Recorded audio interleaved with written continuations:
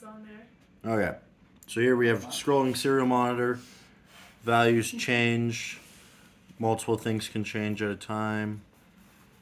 All the buttons and everything work. And over here, cable free, we got this guy, whose serial monitor is also scrolling, sending the whole data package, and it updates.